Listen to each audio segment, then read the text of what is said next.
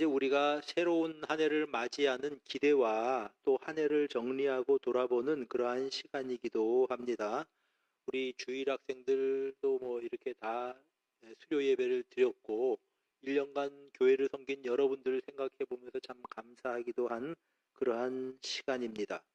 자, 오늘 본문은 은하의 비유라고 그렇게 부르는 비유입니다. 이 비유는 당시의 역사적인 사실을 배경으로 해서 예수님께서 말씀하셨습니다. 그러니까 이 문화의 비유를 말씀을 가르치셨을 때에는 그 시대에 있던 사람들은 이게 지금 무슨 사건을 빗대어서 이야기하는구나. 사람들이 다 알던 그러한 사건이라고 하는 말입니다. 이제 11절에 보니까 그들이 이 말씀을 듣고 있을 때에 비유를 더하여 말씀하시니 이는 자기가 예루살렘에 가까이 오셨고 그들이 하나님의 나라가 당장에 나타날 줄을 생각함이더라. 무슨 뜻인가 하면 예수님께서 예루살렘에 가까이 오셨습니다. 이제 예루살렘에 올라가시면 예수님께서 왕이 되실 겁니다. 또 모든 나라를 다스리실 겁니다. 그런 기대를 가지고 있는 사람들이 많았다고 하는 말입니다. 그렇게 하나님의 나라가 당장 이루어질 거다. 예수님 예루살렘 가까이 오셨으니까 당장 예수님께서 이제 왕으로 즉위하고 하나님 나라가 이루어질 것이다 라고 기대를 가지고 주님을 따르는 사람들이 많아졌다는 말입니다. 그래서 그들에게 하나님 나라가 당장 오는 것이 아니고 좀 기다려야 된다. 이 사실을 일러 주셔야 되었고, 또 하나는 하나님 나라를 기대하는 사람들은 어떻게 살아야 할까라고 하는 것을 일러 주실 필요가 있어서 이 비유를 해 주셨다고 하는 것입니다. 이 비유가 이제 그 비유의 배경이 된 원래 사건은 그렇습니다.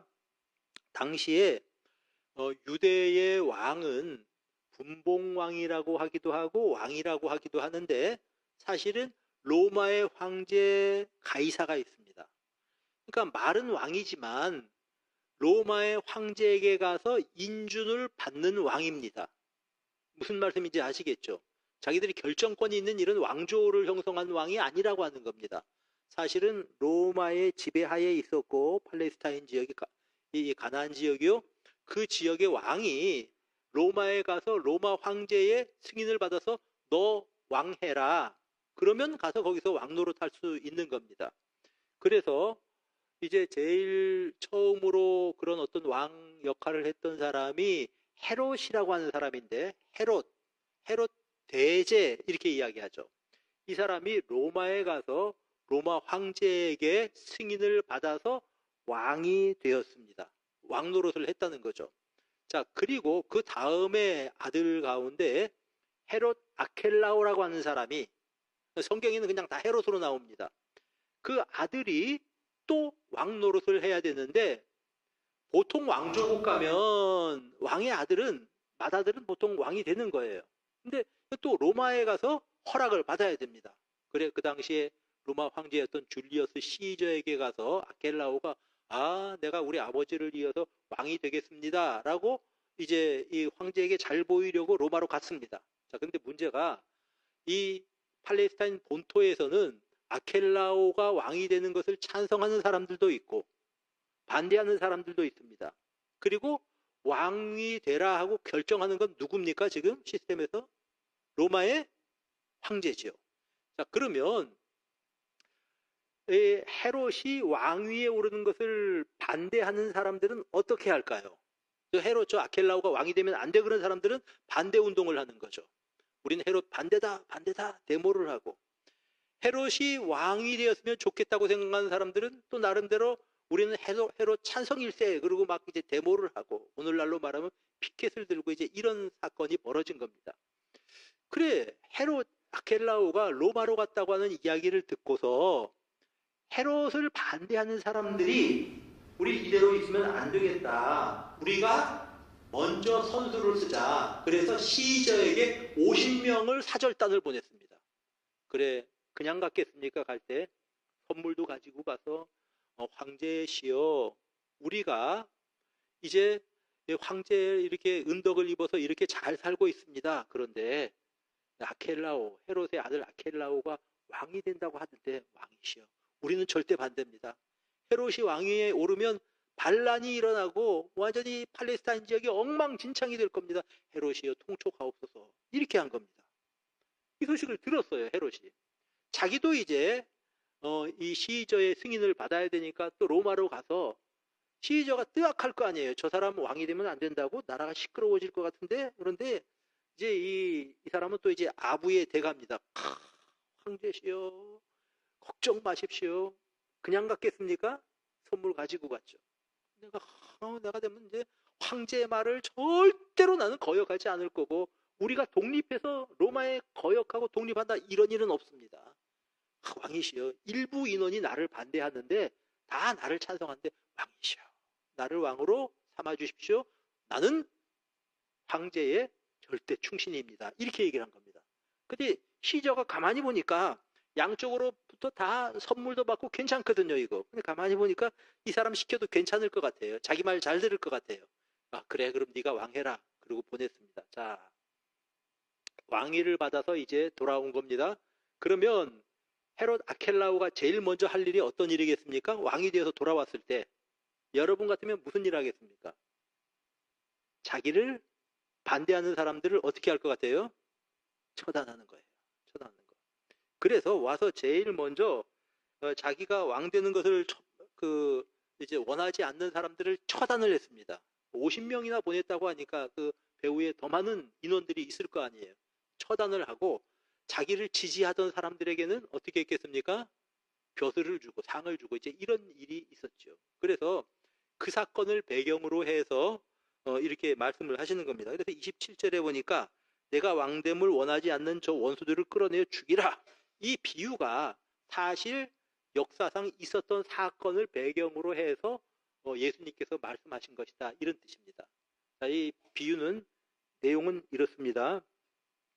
어떤 귀인이 있었습니다.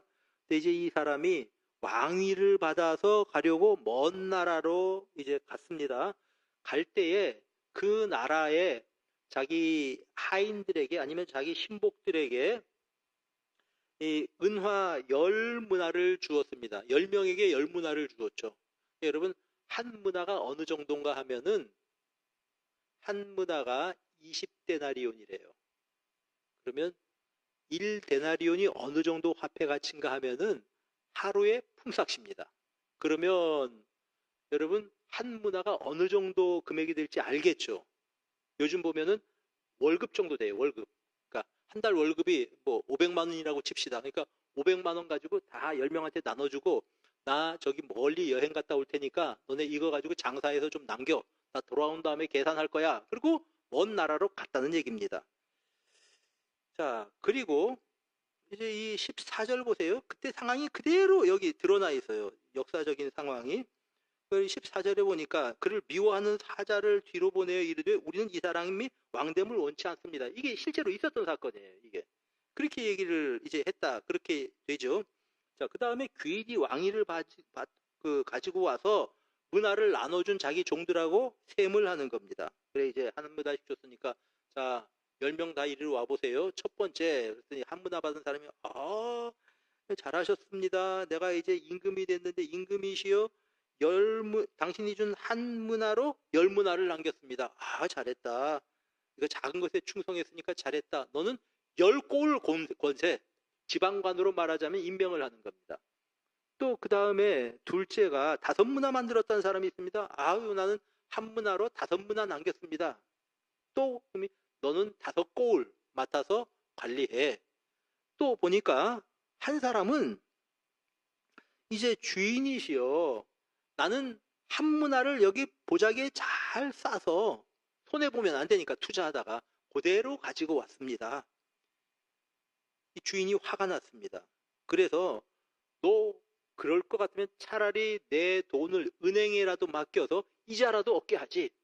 그 당시에도 그런 이제 어떤 그 금융 시스템이 있었습니다. 그러니까 이제 이자라도 받게 하지 뭐 하는 거냐 그러면서 막 야단을 쳐서 그 사람이 있는 한 문화를 10사람에게 주었다. 이런 게 이제 이 전체 비유의 핵심입니다. 여러분 이 누가복음 15장의 문화 비유를 보면 혹시 생각나는 비유가 혹시 있습니까? 비슷한 비유가. 김기숙 권사님 뭐라 그러셨어요? 크게 해보세요. 뭐라고 하신 거예요? 막 고개를 막 흔드세요. 마태복음 25장에 보면 어떤 비유가 있습니까? 포도원 비유. 예, 그것도 또 있고요. 또요. 누가 답변하셨습니까? 포도원이라고. 잘하셨어요. 예? 마태복음 25장에 달란트 비유가 있습니다. 달란트. 이게 이랑 비슷한데 조금 달라요. 마태복음 25장의 달란트 비유는 이렇게 이제 먼 나라로 가면서 주인이 자기 종들에게 5달란트, 2달란트, 1달란트를 주었습니다. 이 문화는 다 같이 한 문화씩 나눠준 거예요. 주고서 이제 주인이 돌아와서 셈을 하는데 5달란트 받은 사람은 5달란트 남겼습니다. 잘하였도다 착하고 충성된 종아, 주인의 기쁨에 동참하자. 2달란트 받았던 사람도 2달란트 남겼습니다. 잘하였다 착하고 충성된 종아, 주인의 기쁨에 동참하자. 1달란트 받은 사람은 땅을 파서 묻어놨습니다. 주인이시여, 주인이 나에게 준 거 1달란트 여기 있습니다. 받으소서. 주인이 야단을 치죠. 약하고 게으른 종아, 그러면서 막 야단을 쳤다고 하는 이야기입니다. 같은 거 같은데 약간 틀려요, 스토리가. 우선 이제 이 달란트 비유와의 어떤 차이가 뭐냐, 이게 중요합니다. 공통점은 주인이 각각 어떤 몫을 맡겨주고 갔다는 게 공통점이고, 또 회계할 날, 계산할 날이 있다고 하는 것이 공통점이고, 열심히 남긴 사람은 상을 받고 남기지 못한 사람은 벌 받았다는 것도 공통점입니다. 근데 차이가 있어요. 어떤 사람은 첫 번째 달란트 비유에서는 달란트를 각각 다르게 나누어 줬다는데 방점이 찍혀 있습니다. 이건 무엇을 의미하냐 하면 성경에서 하나님께서 우리에게 주신 재능은 각각 다르다는 겁니다. 여러분, 우리가 교회 봉사하면서 저 사람은 저렇게 재주가 많아서 찬양도 잘하고, 저 사람 봉사도 잘하고, 이거저거 다 잘하는데 왜 나는 재주가 이렇게 별로 없어서 봉사하는 것도 없고 이렇게 됐을까? 그렇게 낙심하지 말라고 하는 겁니다. 5달란트 받은 사람도 있고, 2달란트 받은 사람도 있고, 1달란트 받은 사람도 있습니다. 그러나 내가 받은 만큼 남기면 되는 겁니다. 5달란트 받은 사람은 몇 달란트 남기면 되겠습니까? 예, 5. 둘이면 둘, 하나면 하나. 여러분들에게 주신 달란트만큼 남기는 여러분들이 되시기 바랍니다. 나는 왜 저 사람만큼 못하나? 저 사람 저렇게 잘하는데 왜 못하나? 여러분, 여러분에게 주신 달란트만큼 최선을 다하면 5달란트를 남겼든 2달란트를 남겼든 1달란트 받은 사람이 1달란트 만약에 남겼으면 다 똑같이 보시는 겁니다. 하나님의 평가는 이제 절대 평가가 아니라 상대 평가입니다. 그 사람의 입장에서 얼마를 남겼나를 보시는 겁니다. 하나님은 공의로우신 하나님, 공정하신 하나님이시죠. 자, 이게 달란트 비유의 핵심입니다. 문화 비유의 핵심은 뭡니까? 모든 사람이 다 문화를 받았다고 하는 것입니다. 사랑하는 여러분, 하나님께서 여러분에게 이런 문화를, 재능을, 기회를 허락하지 않은 사람은 없다고 하는 겁니다. 하루 24시간 똑같이 우리에게 허락을 하셨습니다. 또한 이제 우리의 생명 역시 똑같이 하나님께서 허락해 주신 것입니다. 그리고 내게 주어진 재능이나 사명도 그거 약간씩 다를 수는 있지만 그 우리에게 주셨다는 점에 있어서는 동일한 겁니다. 하나님께서 우리 모두에게 사명을 주신 줄로 믿으시길 바랍니다. 하나님께서 우리 모두에게 할 일을 허락하신 줄로 믿으시길 바랍니다. 교회에서 이제 우리 목사님이 혹은 전도사님이 전화해서 권사님 이 일 좀 해주세요 그러면 여러분 어떻게 하실래요? 장로님 어떻게 답변해야 됩니까? 그럴 때? 그렇게 하신 여러분들 되시기를 바랍니다. 나는 못해요. 안 돼요. 나는 싫어. 난 못해. 내가 어떻게 해. 그런 사람이 한 사람도 없기를 바랍니다. 전화하는 거예요. 권사님 이번 주에 뭐 일이 있어서 꼭 나와서 봉사할 일이 있는데 좀 나와주시면 좋을까요? 뭐라고 대답하시겠어요? 예, 뭐라고요? 전사님 잘 들으셨죠? 예, 다 한다 그랬어요. 한다 그랬어요. 예, 예. 다 전님 들으셨죠, 전도사님? 예, 예. 그렇게 하는 겁니다. 예. 맡겨주신 대로. 두 번째로, 우리가 결산의 때가 있다는 걸 알아야 합니다. 결산의 때가 있습니다. 또 귀인이 돌아와서 이렇게 이제 말씀하고 있잖아요. 귀인이 돌아올 때가 있습니다. 주님과 결산할 때가 있습니다. 그때가 언제인지 저한테 와서 묻지 마세요. 저도 모릅니다. 내가 언제 주님 앞에 서게 될지 저도 저 자신에 대해서 모릅니다. 언젠가 우리 살아있을 때 예수님 재림하시면 그 시간이 우리가 주님 앞에 설 시간이 될 것이고, 우리들이 이제 세상을 떠난 다음에 이제 세상 떠나서 주님을 만나게 된다면 나의 죽음의 시간이 주님 앞에 설 날일 것입니다. 중요한 사실은 언젠가는 주님 앞에 설 결산의 날이 있다라고 하는 것을 기억하고 살아가시기를 바랍니다. 자, 2025년도가 다 마무리되어져 갑니다. 한 해의 결산할 때가 되었습니다. 지금은 최종 결산은 아니지만 중간 결산의 시간입니다. 여러분, 중간 결산이 있다는 게 얼마나 감사한지 모릅니다. 왜냐하면 중간 결산이 있다고 하는 것은 우리가 돌아보고 좀 잘 못했어도 이제 정비하고 2026년에 새롭게 열심히 우리가 주님을 위해서 봉사할 수 있거든요. 중간 결산이 있다는 건 얼마나 감사한 일인지 모릅니다. 만회할 기회가 있다고 하는 얘기입니다. 마지막 최종 결산의 때에는 만회할 기회가 있나요? 죽었다 다시 살 수 있습니까?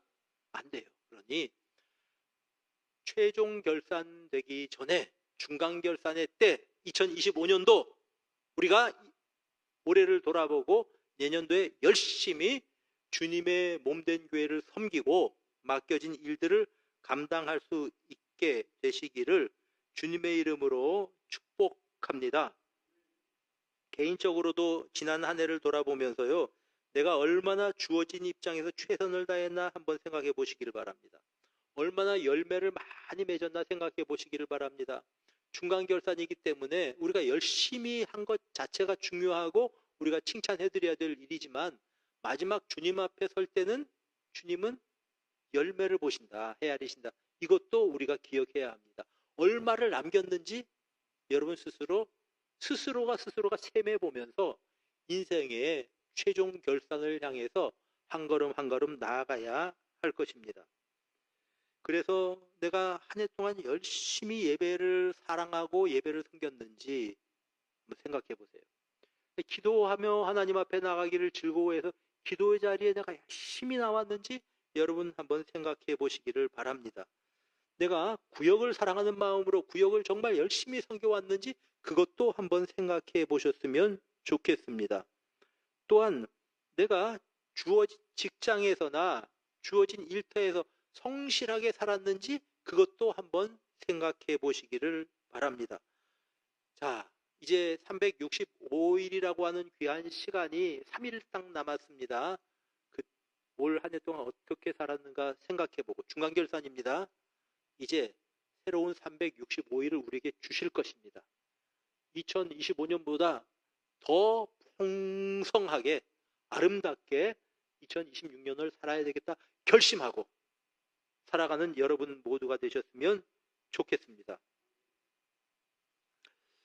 사랑하는 성도 여러분, 이제 이 다사다난했던 이 올해도 얼마 남지 않았습니다. 이 한 해를 돌아보면서 다시 한번 나를 돌아보며 한 해를 마무리하도록 합시다. 얼마나 주님 사랑했습니까?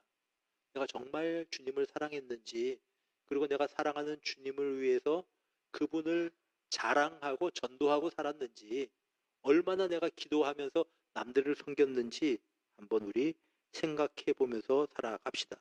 진지하게 생각해 봅시다. 그리고 이러한 진지하게 돌아보는 결산을 토대로 해서 이제 새로운 한 해를 맞이하는 여러분 모두가 되시기를 주님의 이름으로 축복합니다. 기도합시다. 하나님 아버지, 참으로 2025년도를 생각할 때 감사드립니다. 불안한 상황들이 많았지만 그 가운데서도 우리 하나님께서 안정을 허락하시고 또한 이런 상황들이 정리되게 하시고 우리 교회가 더 아름답게 성장해 가게 하시고 일꾼들 세우게 하셔서 여기까지 오게 하신 하나님 앞에 감사드립니다. 우리 개인적으로 올 한 해를 잘 돌아보게 하시고 또 내년도를 기대하며 내년도에 더 성실하게 맡겨진 사명 감당할 것이라고 결심하며 새해를 맞이할 수 있도록 은혜를 베풀어 주시옵소서. 우리 구주 예수 그리스도 이름으로 기도드립니다. 아멘.